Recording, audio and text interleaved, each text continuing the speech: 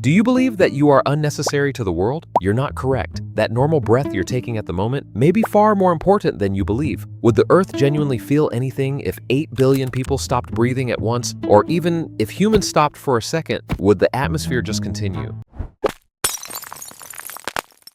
First, let's look at the broad picture. The layer of gas that makes up Earth's atmosphere weighs around 5.15 times 10 to the power of 18 kilograms. About 21% of it is made up of oxygen. That is approximately 1.2 times 10 to the power of 18 kilograms of pure oxygen. You can't visualize it, so don't try. In other words, empty all the waters on the planet and replenish them with oxygen. Still not enough. They would need to be filled many times. Let's now discuss humans. The oxygen consumption of a person at rest is around 0.25 liters per minute. That's 2 billion liters every minute for 8 billion people, or 2 times 10 to the power of 9 liters. It sounds huge, doesn't it? But hold on, things get weirder. Let's turn that oxygen into mass. Oxygen has a density of around 1.43 grams per liter.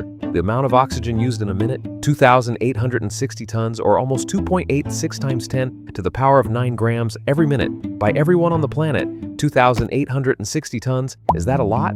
Let's put things in perspective. Approximately 20 tons are carried by a typical goods vehicle. There are 143 truckloads of oxygen in 2,860 tons each minute just from the air we breathe. What impact does this have on the atmosphere, you ask? There are 1.2 times 10 to the power of 18 kilograms of oxygen in the atmosphere overall. About 1.5 times 10 to the power of 12 kilograms of oxygen are used annually by all of humanity. Divide one by the other, and you get 0.000125%. That is roughly 1 part in a million. Not a thousandth, a millionth. Oxygen makes about 21% of the atmosphere. If everyone on the planet breathed for a year, the percentage would be reduced to 20.9999875%. It could not be measured, it was imperceptible to all living things. But hold on, we haven't yet arrived at the most peculiar aspect. The oxygen doesn't go away even if you hold your breath. In your lungs, it waits. It returns as carbon dioxide when released. And plants turn that carbon dioxide back into oxygen.